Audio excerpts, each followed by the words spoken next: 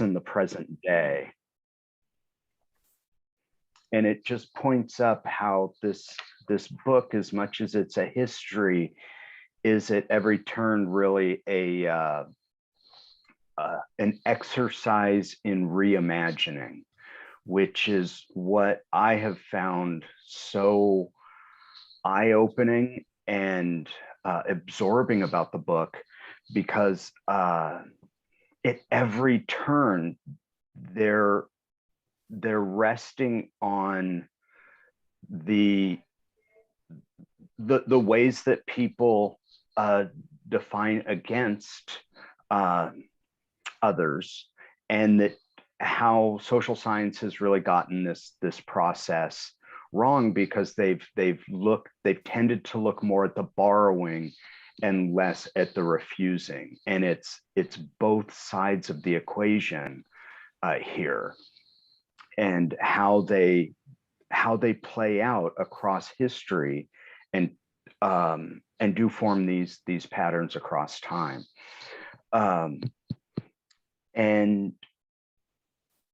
then from a more theoretical standpoint, what really caught my eye is at one point they say, where one wishes to set the dial between freedom and determinism is largely a matter of taste.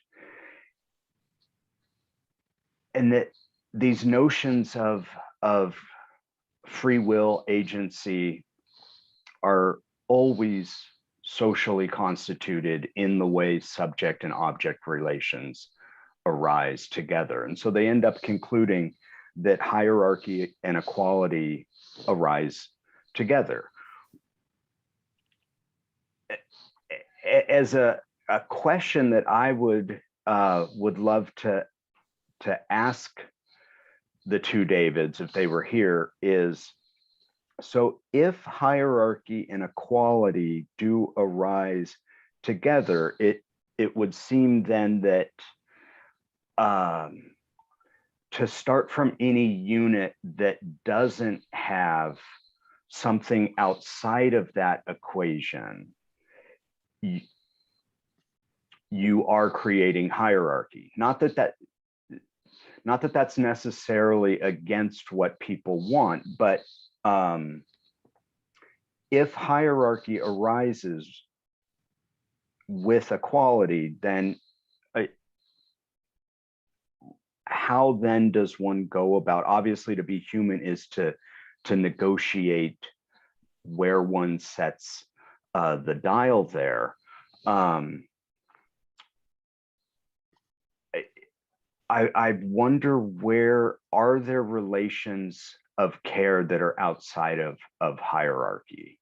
And they start from the idea that if we are to resist hierarchy, we've got to look at how domination takes its most intimate form in the home, and how it starts as a domestic relation, and how slavery starts as a domestic relation. So if every form of hierarchy known starts from a domestic relation, then how do we think outside of that domestic relation? Does it, for our society, where the bourgeois household is this, it's perceived to be this inevitable, permanent institution, which of course it's not. And so I would be curious what sorts of alternatives David Graeber in particular would identify as ways of disrupting this intimacy of domination. So I'd love to throw it open to comments from anyone. I think you're welcome to use the raise your hand function if you'd like to chime in, or you're of course welcome to chime in.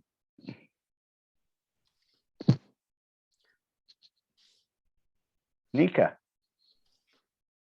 Yeah, so I was thinking about the definition of the war, slavery, as a result of war, and war as a result of end of dialogue.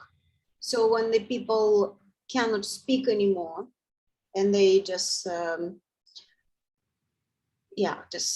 you don't want to know an opinion of another person, you just use the stick to exercise your will. That's where the violence starts, and looks like that's the answer.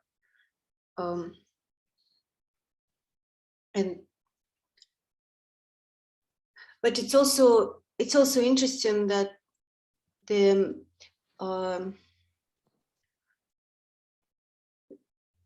this refusal of the other and defining yourself as a human being as somebody else is a necessary function. It's not a bad thing. It's just something that we always do. So it cannot be eliminated. It's very necessary. So this combination of both borrowing and refusal is Ich bin jetzt mit Mobile Data verbunden, deswegen das funktioniert. Yeah, it's kind of always going together. I remember we were talking with David about Russian group called Formalist, Tynyanov and Shklovsky, who defined all cult, like they elaborate on this borrowing stuff, and they were like predecessor to structuralism. They wrote this, Tynyanov wrote this article, very influential, about literature uncle. It was about Pushkin, famous poetry cycle called Bold in Autumn, where he traced the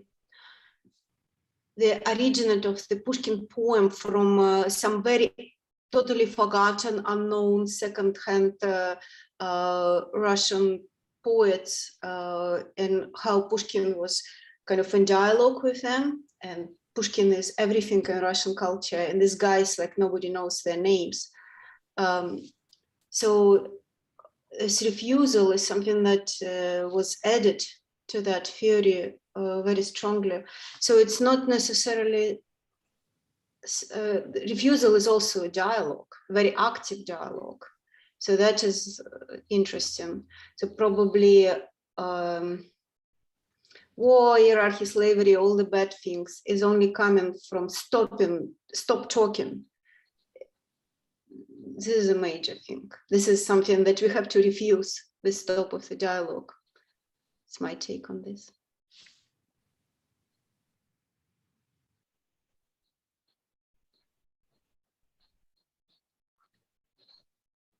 Yeah, I mean, I'm thinking that war is, in a way, is creative refusal, because you're refusing that sort of dialogue, you're refusing the borrowing, and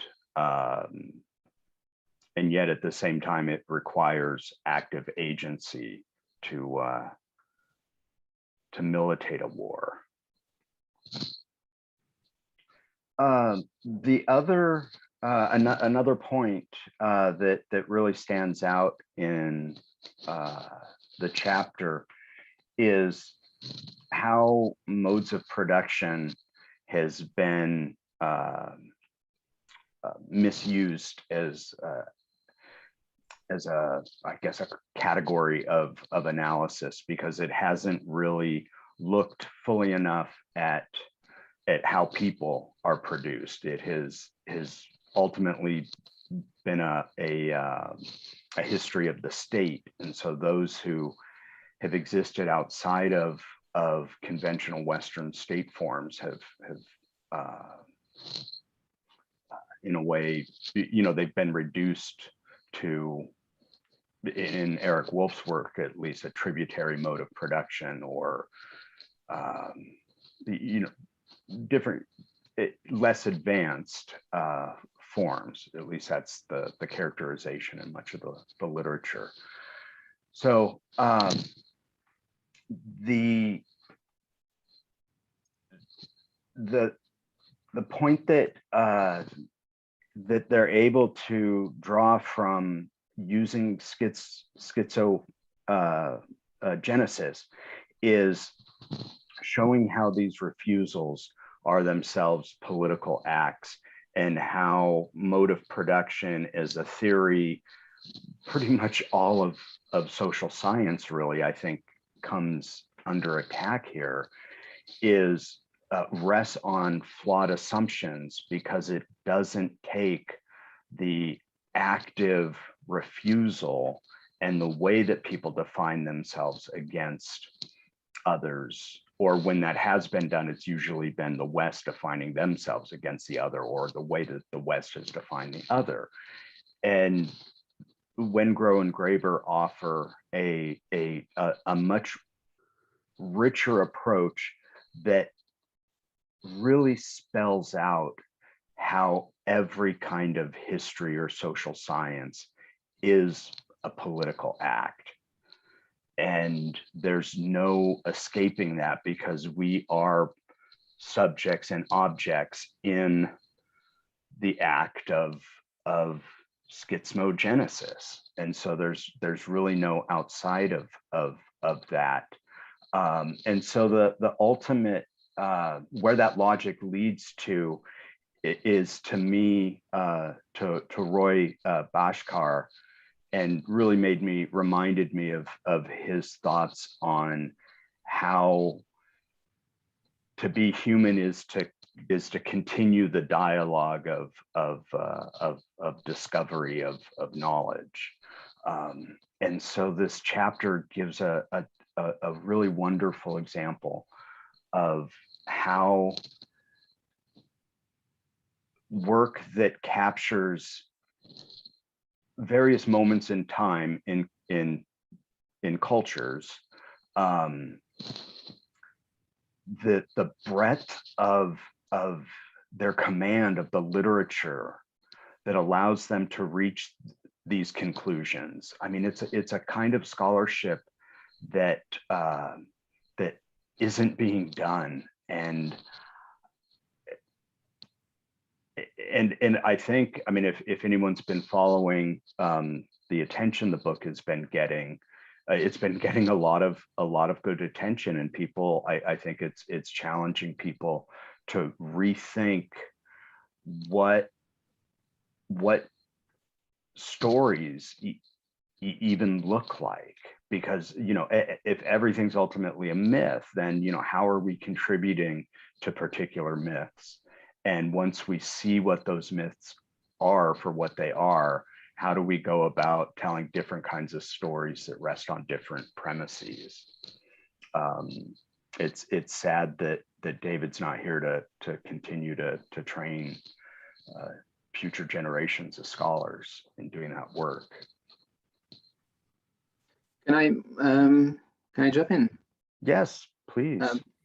Yeah, I just wanted to say that I read recently the text by Mauss where he talks about boring things.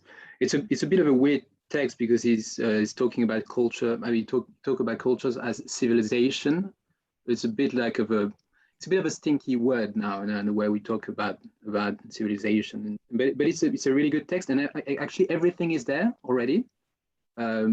This idea that most of the things that we do them because we refuse to do something that our neighbors do.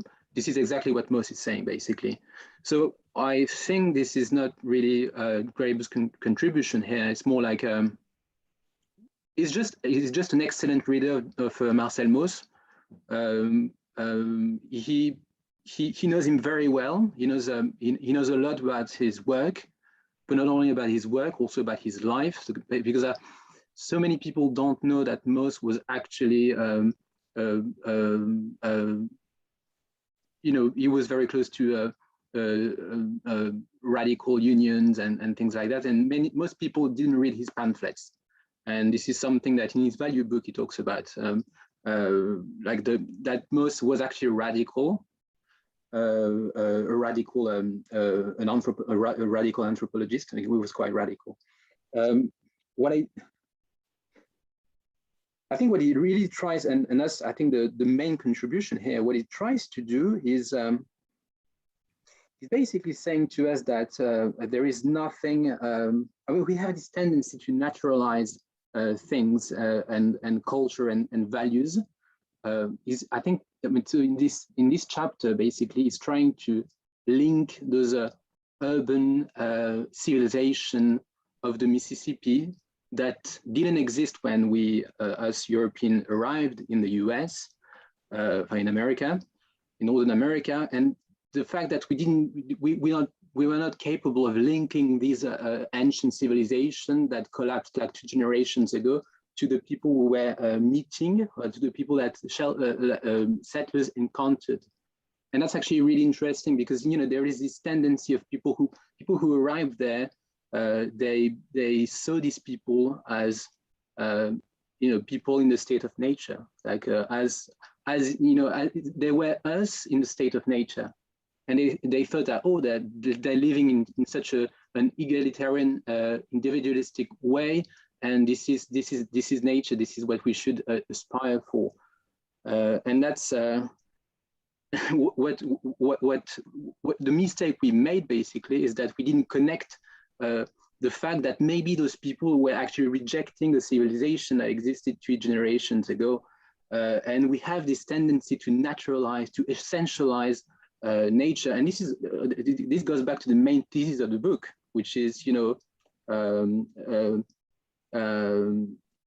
equalitarian societies are not, you know, societies in the state of nature, and you know, decided that it's the Rousseau's metaphor that, you know, the larger we get, the more hierarchical we have to be, the more unequal our societies need to be.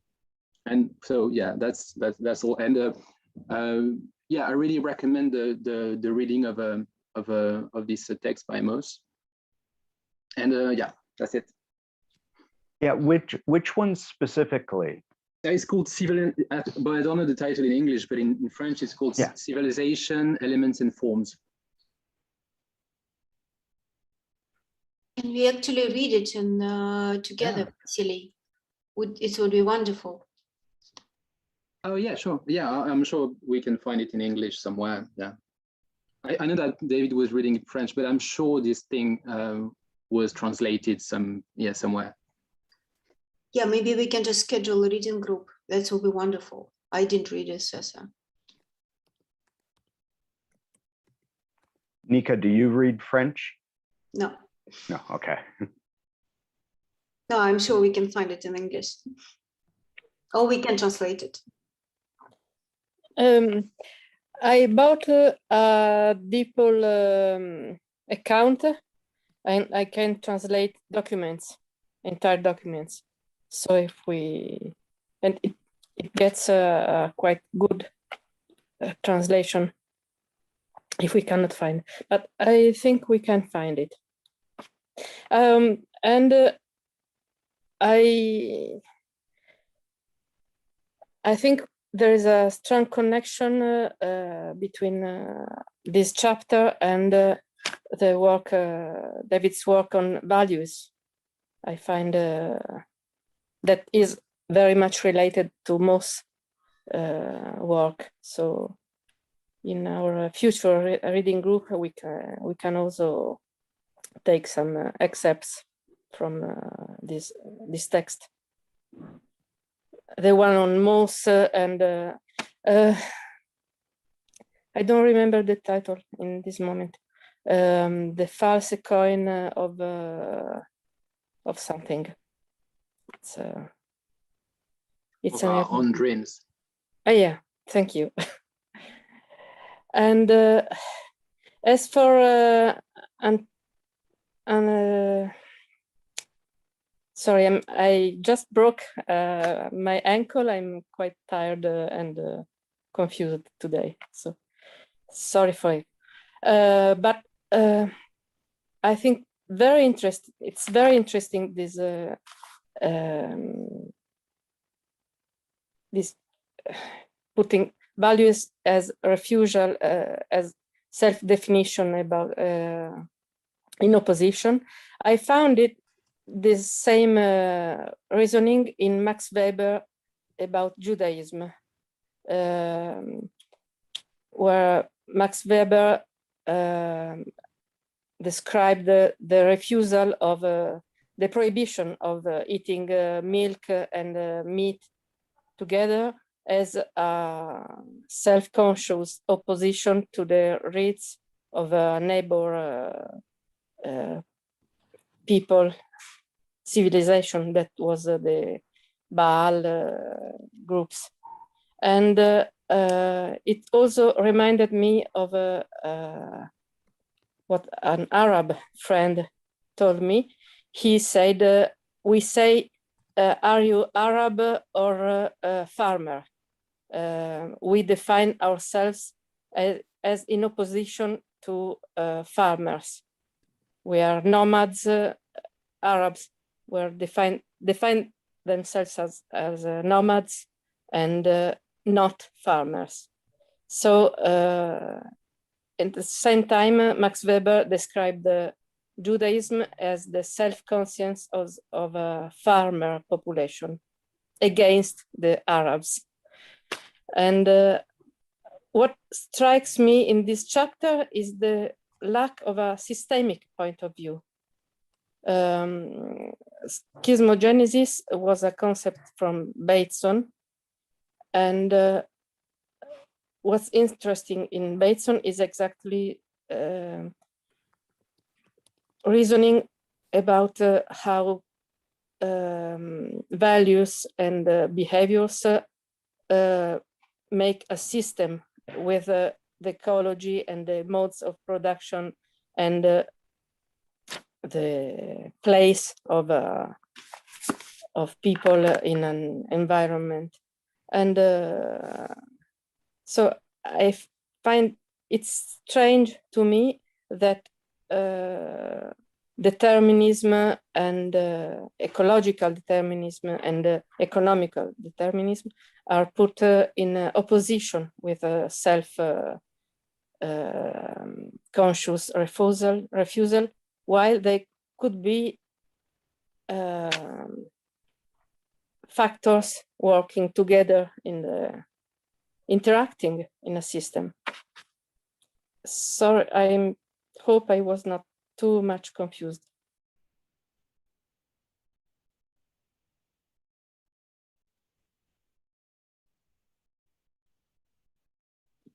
I didn't really understand. Can you explain more? What was the problem? Yes, I was confused. Sorry. At the end of the chapter, where the place that that Steven quoted about, I'm looking for it. We can't really know. We don't really know how much difference human agency really makes. There is really no way to know whether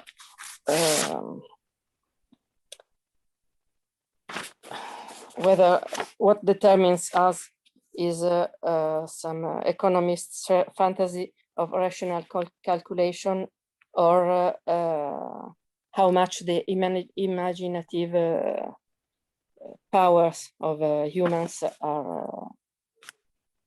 are strong.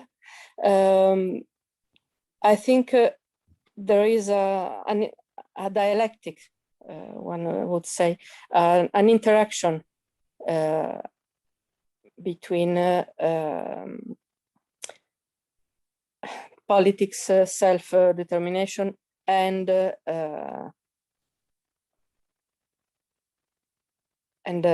determinants. And this interaction is what I miss in this chapter. It looks like either or, when I would like to see the many factors at play together. Was it more clear not so much.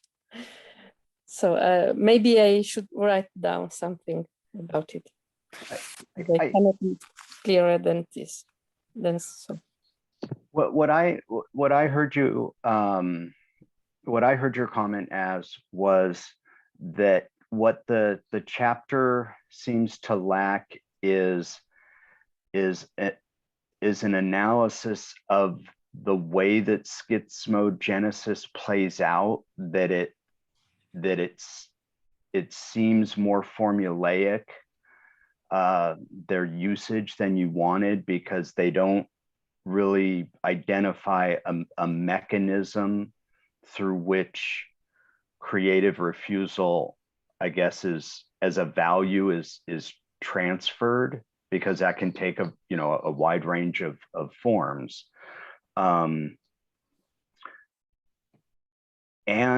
that, well, so that's how I understood the question.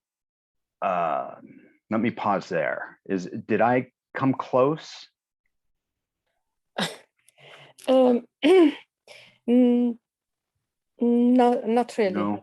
No. Okay. My point is here they really want to stress on the self-conscious determination of values.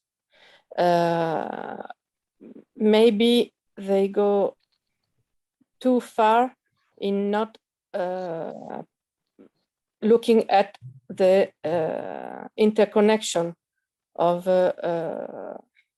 determinants and self-consciousness. It's like they just were looking to only one side of the thing. You mean determinants by the outside factors? Like a self-conscious choice on the one hand, and then the determinants of some outside factors, or? Yes, it's like it's either freedom or determinants, and it's too strong an opposition. And yes, I would like a more systemic appraisal.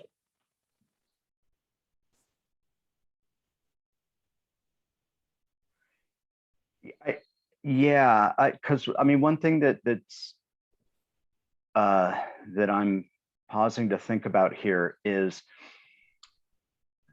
if each creative refusal is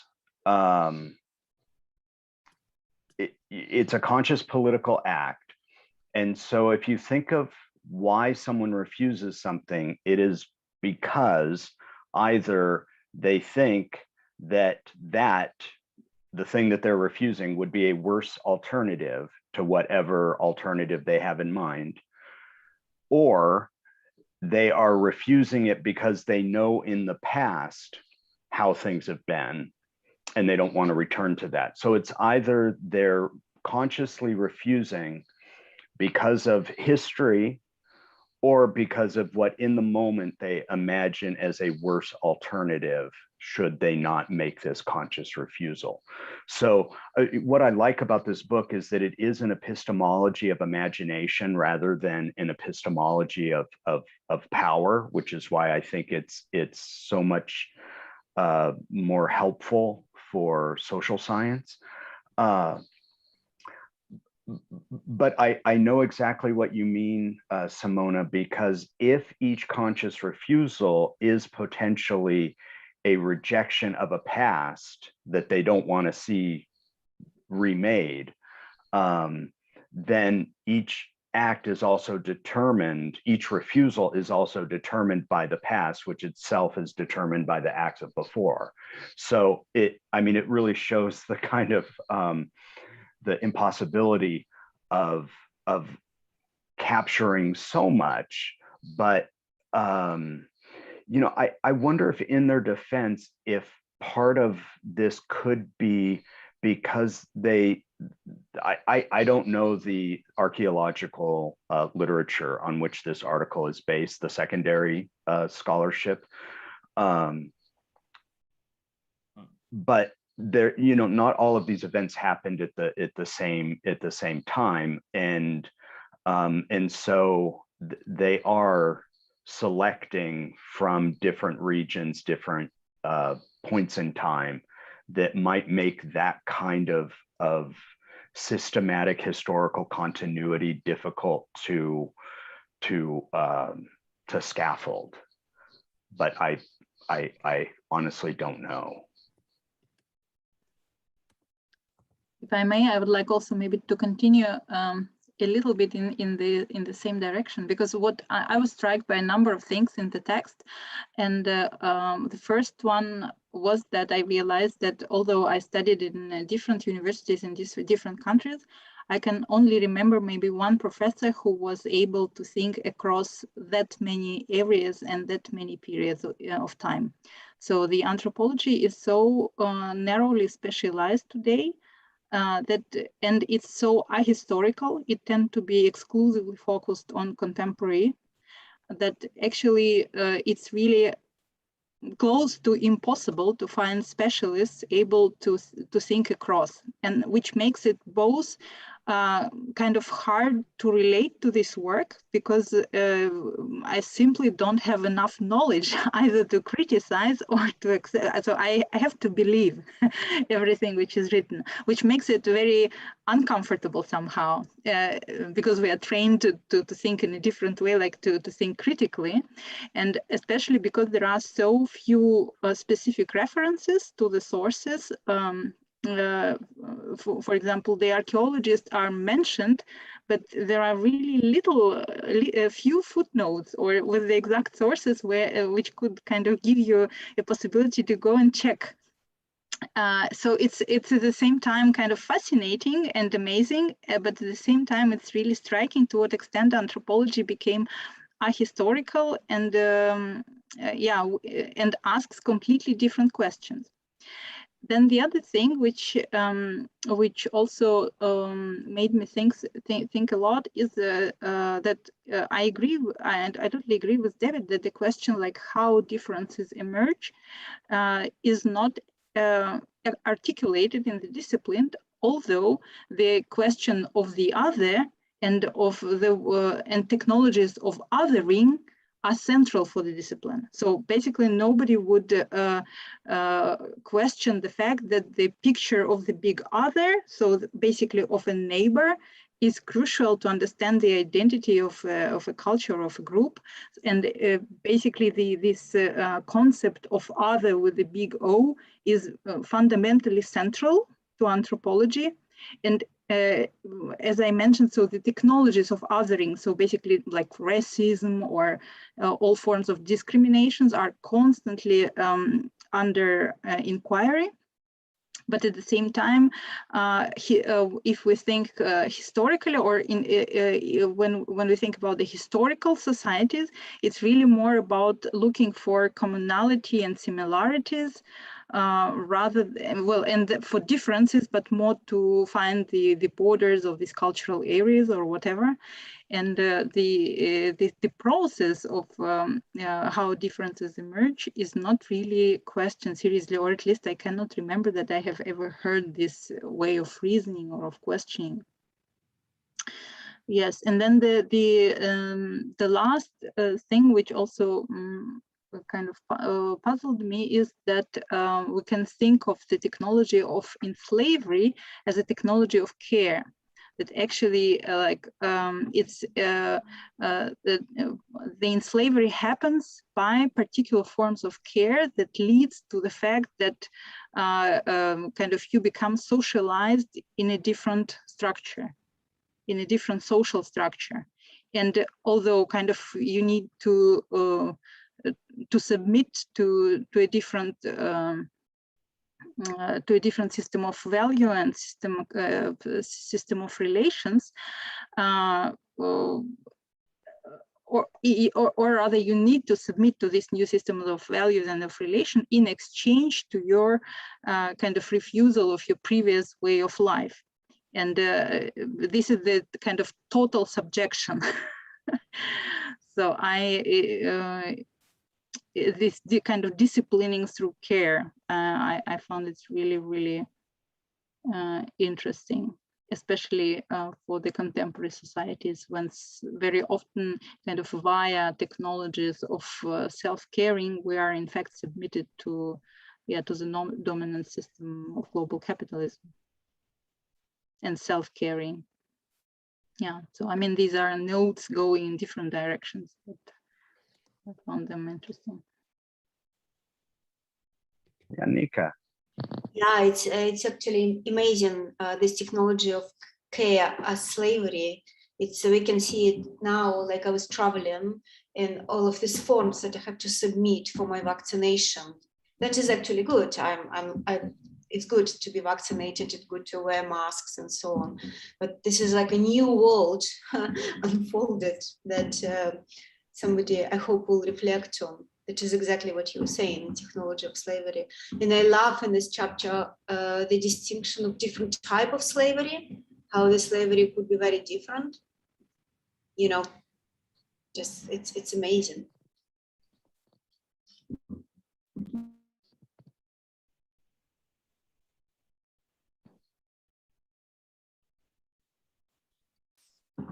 And if I can quickly ask Zinaida, I wrote it in the chat. Since like we share the Soviet roots, I was thinking about prolet cult and whole agenda that the Bogdanov unfolded, and the educational system in Soviet Union and the children literature, like huge, like a big realm of the reality unfold, and is it could be described as a cultural refusal towards the capitalistic ways of reproduction of culture. That's actually in every step of the way was consciously chosen to be different. So if, like, you know, you have like inherited and you have to pay for education, Soviet Union, it was, you know, everything free. The way how the knowledge distributed is horizontal instead of like being hierarchical. And, you know, just like 10,000 different small points, how proletariat defined itself looks like against the existing, in that moment, bourgeois and capitalistic culture. Mm. Yeah, I think we can think of it as a form of creative refusal, but at the same time, I also think to what extent it's also characteristic for art, or let's say the contemporary art, because we're always, or maybe any kind of art, since it emerges as a separate form of life, so to say, because yeah, for quite a long time, art was not a specific branch. It was maybe part of religion or like other structures. But so because in a way the whole artistic struggle is to create a new artistic language. So you constantly kind of meditate upon how you can creatively refuse the previous generation of thought and of making. And performing, and yes, and the better, so the more radical you do it, the more successful you are. So it's in a way, it's the whole artistic enterprise is based on this kind of critical rethinking of and refusal of the previous forms. Exactly, but if you compare to prolet cult, the all contemporary art is built on this idea of artists being almost as a private enterprise. You have to enter all kind of competition, you have to be better than other, you know, all these biennales, and you know, it's all competition. It's almost like a warlord, you know, everybody's trying to get the first prize, and you have like successful artists and not successful artists. But if you talk about prolet cult and самодеятельность, that's a totally different concept. It's about art as being a collective wealth. So it's building a collective wealth, like communism compared to capitalism. And in this case, contemporary art with all its institution that's built on cultural refusal, but an individual cultural refusal, and then you have a brand. You have either you're part of some kind of movements that is more successful than another, or your like individual brand, and yeah, but you don't admit that you're a brand.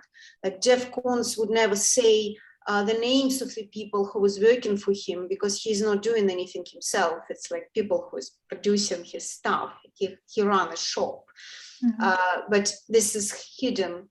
Like in I don't know, 16th, 17th century artists also would run a shop, but that would be a normal thing to do. They were more like a craftsman than the artist. So it's a different cultural. But maybe we also come here close to what Simona expected here to be. So this kind of analysis where you look at it together with the consideration of economic structures and other bigger structure, because of course, I mean, product cult in this particular form also wouldn't be possible probably in a capitalist society. So you need a particular some particular historical circumstances that enable and valorize this particular way of cultural production. I would have to say something, but I'm just afraid that we are hijacking the conversation. So maybe Steve could manage that. I just want to say one thing, that it's coming. It's not so much prolet cult, you know, to my understanding. Correct me if I'm wrong. Connected to the economic structures, because people in these houses of culture, they were not paid, or they were not paid so much to do that. You know, it's like it's mostly like do-it-yourself culture at the end of the day, in the 85%. It's not like a contemporary artist who actually have to get money much more tied to the economic structure. But it's about revolution. It's about the overall social values that could be changed for the whole society. But yeah, so it's an interesting, I don't have an answer for that. It's an interesting question. Maybe I would, Steve, can you manage the conversation? Yeah, would anyone like to jump in? I've certainly got some thoughts. Okay. I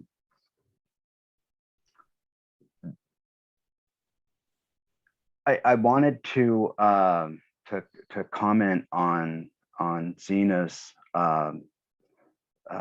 statement about slavery as a technology of care. I'd never really thought of it that way, because I really just tend to think of it as a technology of death.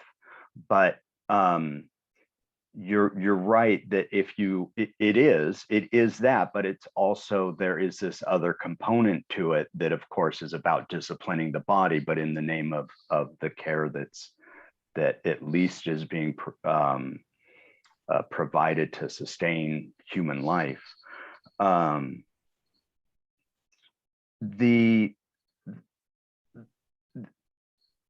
use of slavery, what I like about this chapter, knowing that I don't know the literature that well, is that when you use examples that are synchronous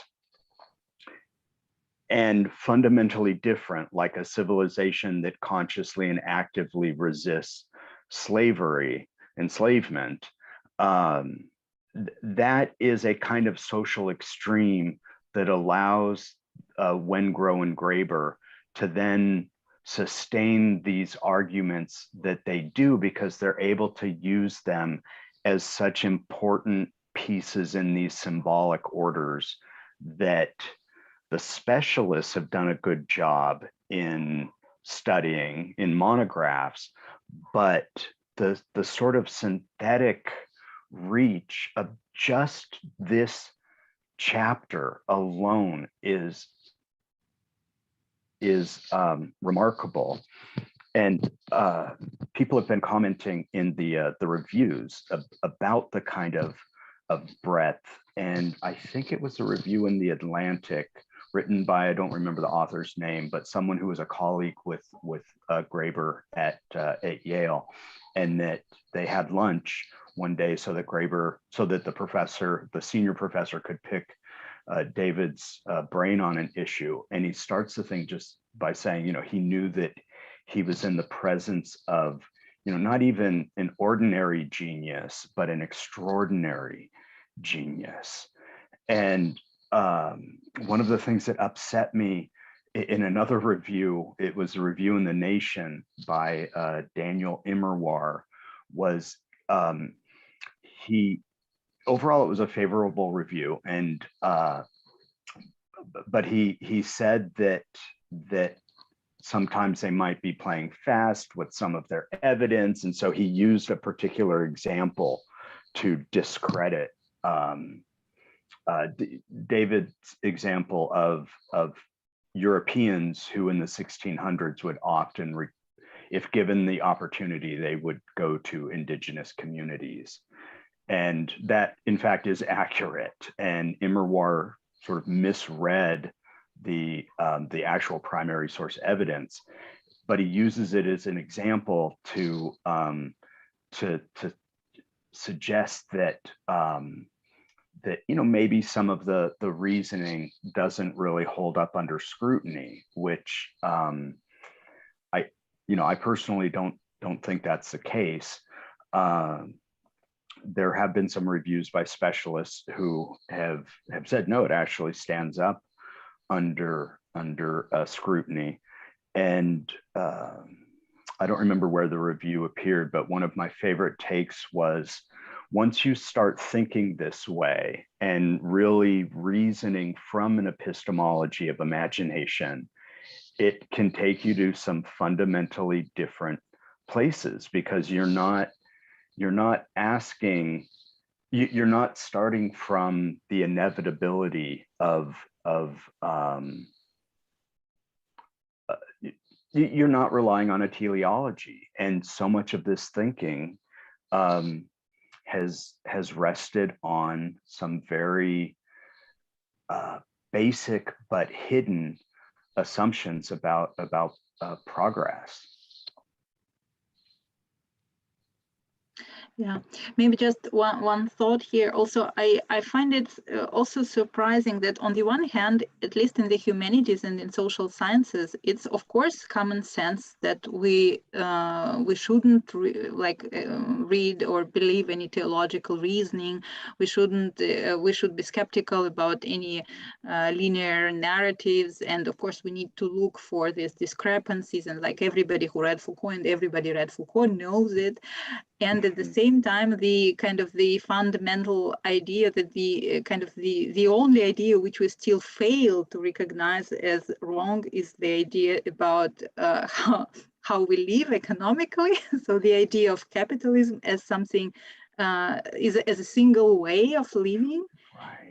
It still remains, it remains as one of the hardest fortresses that, it's really hard to challenge. And the idea of modernity, of course, of progress, and for those modern values that we all carry. And I don't know, I mean, in my own work, because I was thinking a lot about it and how we normalize these economic categories and naturalize them. Like my somehow maybe everyday conclusion is that because we are fundamentally afraid of losing our comfort. That because of course, I mean, it just as soon as you question capitalism, you need to give up on many things that even those who talk about it are not ready to give up on. And but it's interesting that it's not a new idea that we shouldn't think in a more complex way, or that we need to allow for multiple narratives. We are all completely in this idea, and still there are some most fundamental things that we cannot question. Nika? Yeah, I just want to say that it's very interesting that we think that if we get rid of capitalism, we have to live poorly, and that was one of the David was talking about that. That was one of the things in this brain trust that you know, actually maybe vice versa, because capitalistic ideas in these chapters, it's felt it's actually puritanic ideas. It's an ideas that we have to not indulge ourselves. So he was saying that when we talk about climate change, everybody is now saying, oh, you have to like reduce your consumption. You don't have to consume a lot. But him and Jason Hackel was writing an article that I hope Jason will finish. It's about how much waste and energy consumption produced by construction workers and corporations. So if we all just die, all humans stop consuming, the corporations will still do their job to fuck the earth. So like David's, one of the ideas was just to change the narrative about climate change and say, you know what, you don't need to lower your consumption level. You just need to do it differently. And you have to rearrange the social order and everything will work fine. So it's very interesting about how we like describe this capitalism. And I would be so happy if we can do this reading group about Weber. Everybody read this essay, but maybe we can read it again because it's so fundamental. What do you think, guys?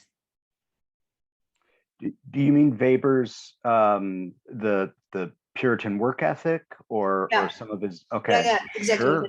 Mm-hmm. Yeah.